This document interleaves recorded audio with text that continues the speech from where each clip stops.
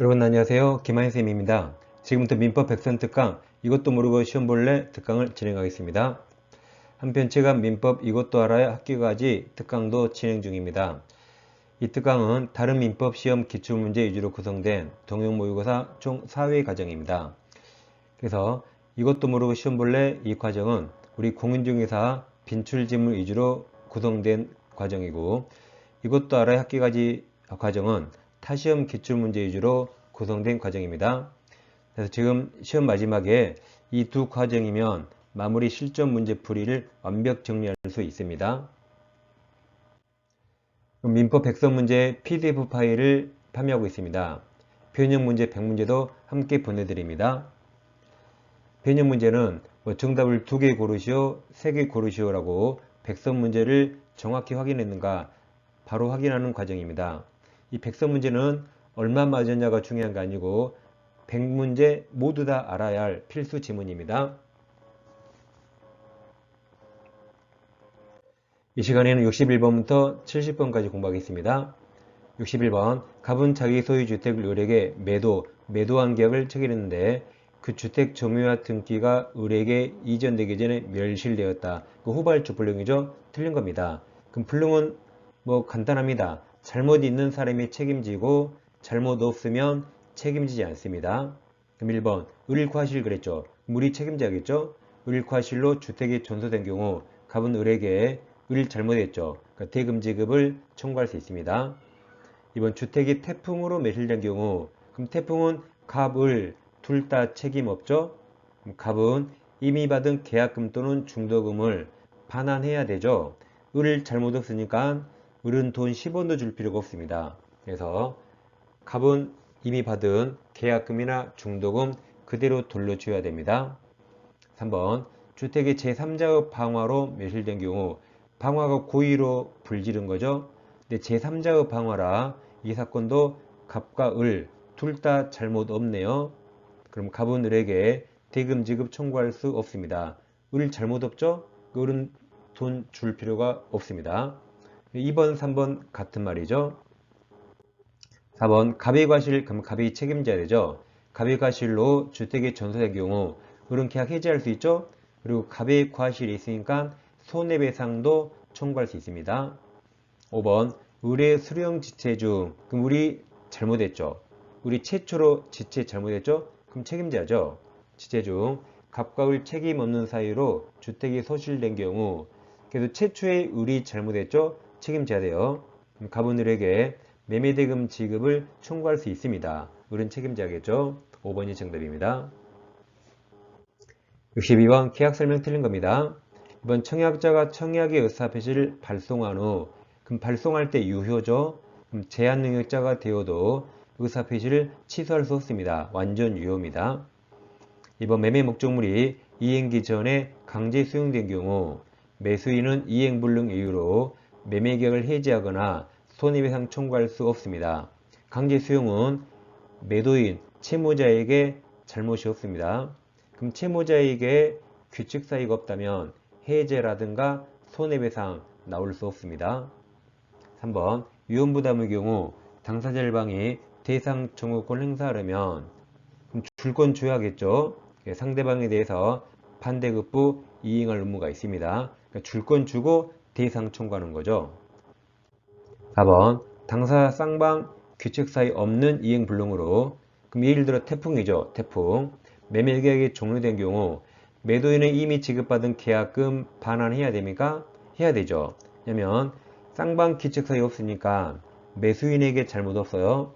그럼 매수인은 돈 10원도 줄 필요 없습니다. 그러니까 매도인은 계약금 반환해야겠죠. 답은 4번입니다. 5번 후발주 불능이 당사 쌍방에게 책임 없는 사유로 생긴 때 위험부담 문제가 발생하죠.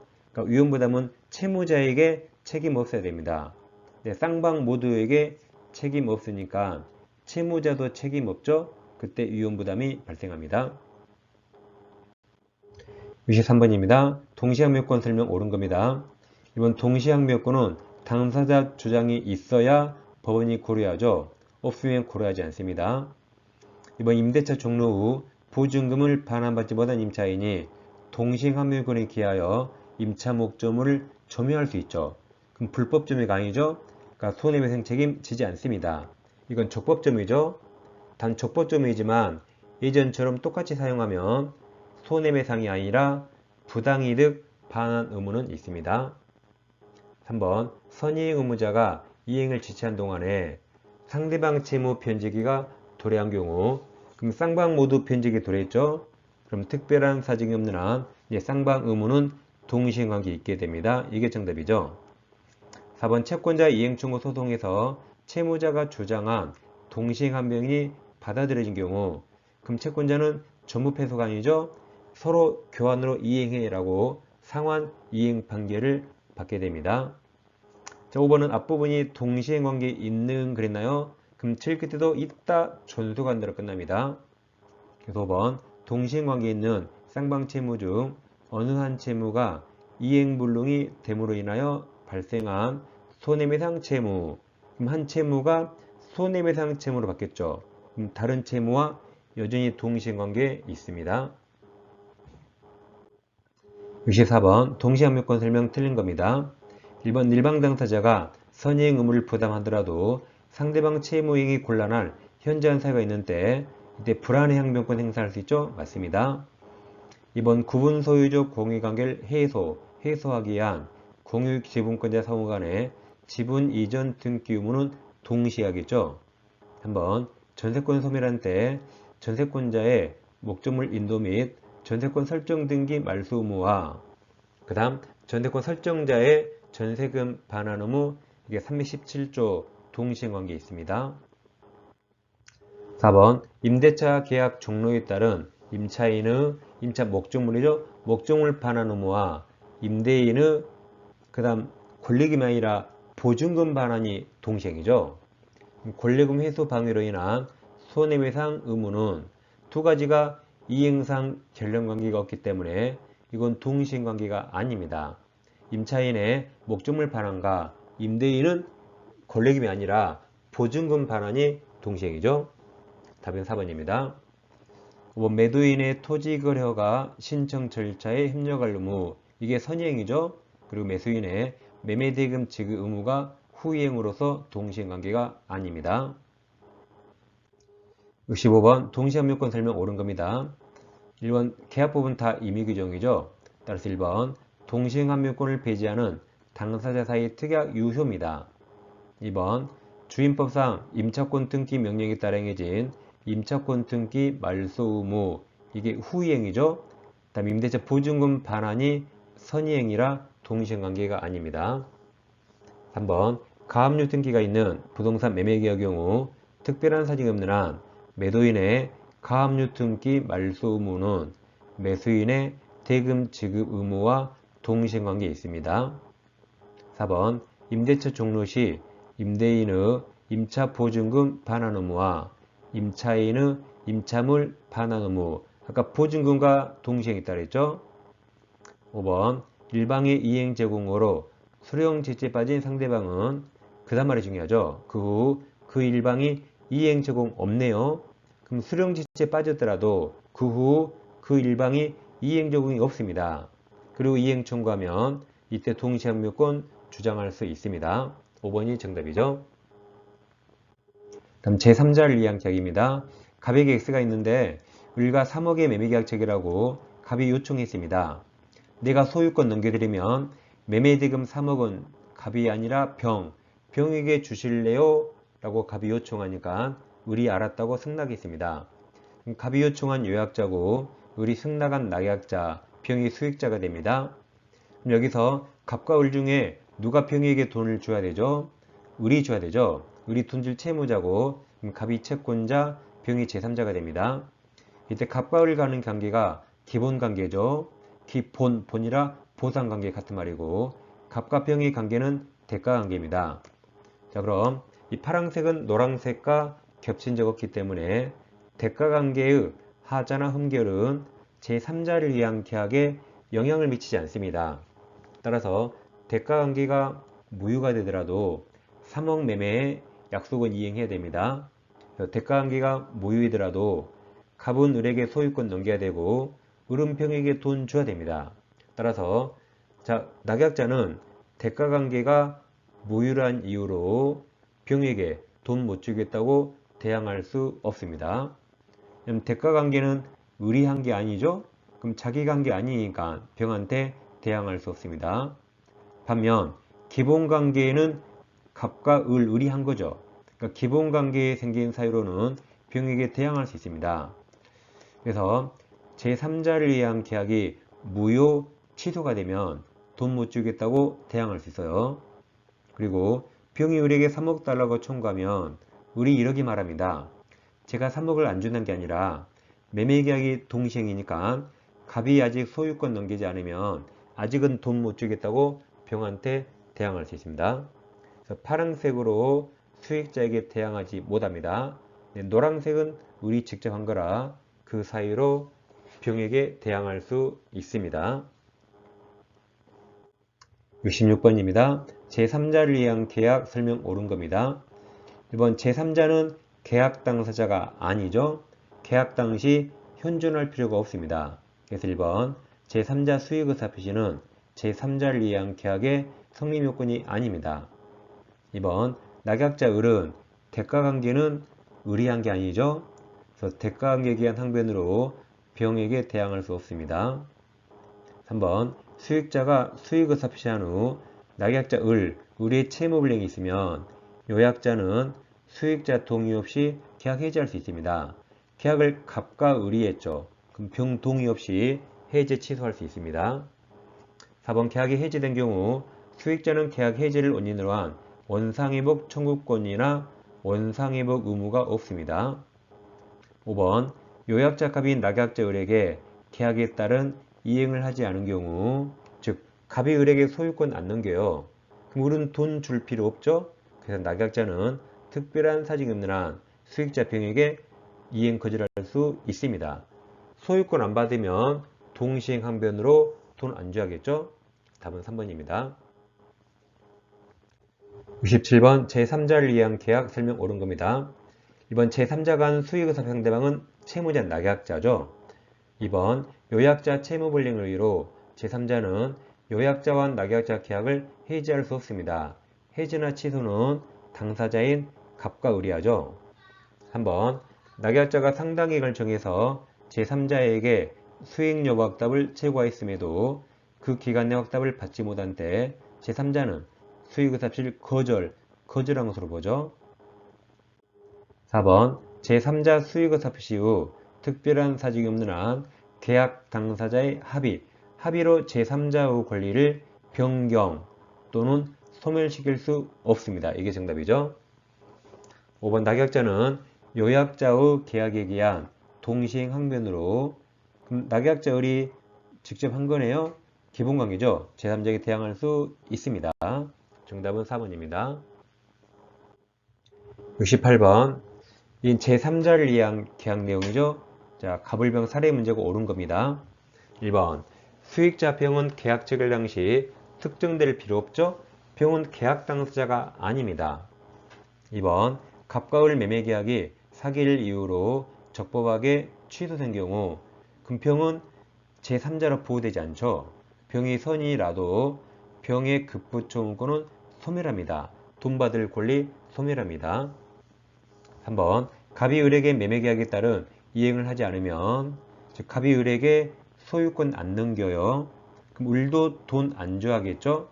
그래서 을은 특별한 사정이 없는 한 병에게 대금 지급을 거절할 수 있습니다. 이게 정답입니다. 4번 을이 병에 대해서 가진 채권에 대해서 그 채무를 면제, 즉 3억 채권이 있는데 채무 면제가 3억 갚지 마. 그럼 3억을 벌었죠. 이것도 제3자를 위한 계약에 준한 것으로 볼 수 있습니다. 5번 병이 대금을 수령하였으나 매매 계약이 무효인 것으로 판명된 경우 특별한 사정이 없는 한 을은 병에게 반환 청구할 수 없죠. 계약도 갑, 마무리도 갑입니다. 갑에게 반환 청구합니다. 병이 아니에요. 69번입니다. 갑이 요약자고 을인 낙약자죠. 제3자를 위한 계약을 체결하였다. 틀린 겁니다. 1번 갑은 대가관계 부존재를 이유로 자 그럼 대가관계가 무효가 되더라도 갑과 을 약속은 지켜야 됩니다. 그래서 자신갑이 기본관계에 기하여 을에게 부담하는 채무이행 해야 되죠? 거부할 수 없습니다. 즉 갑은 을에게 소유권 넘겨야 되고 을은 병에게 돈 줘야 됩니다. 2번 병이 수익을 삽시한 후 갑과 을은 특별한 사정이 없는 한 계약을 합의로 해지할 수 없죠. 병이 수익을 삽시하면 합의로 계약을 변경시키거나 합의로 소멸시킬 수 없습니다. 3번 병이 수익을 삽시한 후 갑이 을의 채무불이행 이유로 계약을 해지하면 병은 을에게 채무불이행으로 자기가 입은 손해배상은 청구할 수 있습니다.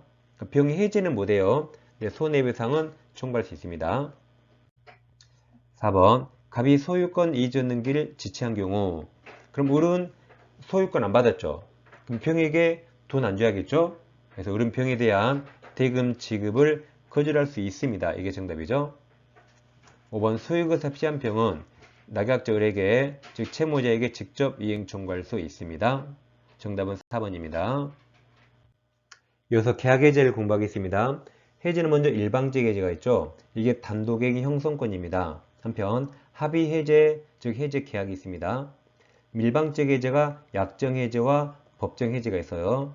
약정해제는 해제의 사유를 약속으로 정해둔 것이고 법정해제는 해제의 사유를 법으로 정했습니다. 채무불이행 즉 이행지체와 이행불능으로 정하고 있습니다. 한편 합의해제는 법이 없지만 너무나도 당연하게 인정됩니다. 갑부동산을 을과 매매했습니다. 둘이 좋아서 매매했죠? 근데 막상 둘 다 후회했네요. 그래서 갑이 먼저 전화해서 우리 예전에 한 계약 없앨까요? 라고 청약합니다. 을이 NO 하면 못 없었는데 을도 그래 라고 승낙했어요. 그럼 법이 없지만 자기들이 했던 계약 당연히 합의로 당연히 없앨 수 있습니다. 여기는 뭐든지 합의 특약에 따라요. 그래서 이때 이자라든가 손해배상 특약 없다면 나중에 이자라든가 손해배상 줄 의무가 없습니다. 여기 무조건 합의에 따릅니다. 이처럼 합의해제는 뭐든지 합의 약정에 따르기 때문에 법정 해제 규정이 이쪽에 적용될 수가 없습니다. 우리 판례는 법정 해제에서 해제의 3자 보호 규정만 합의 해제에도 적용해 줍니다. 나머지 규정은 적용되지 않고 뭐든지 합의에 따릅니다.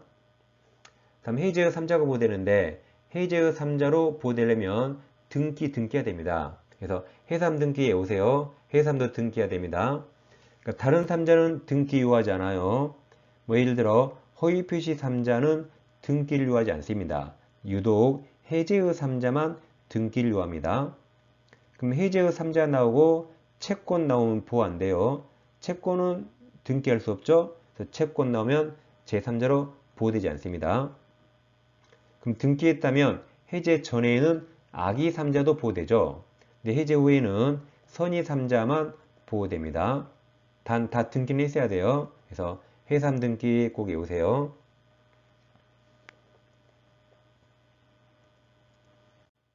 자, 70번입니다. 계약 해제 설명 옳은 겁니다.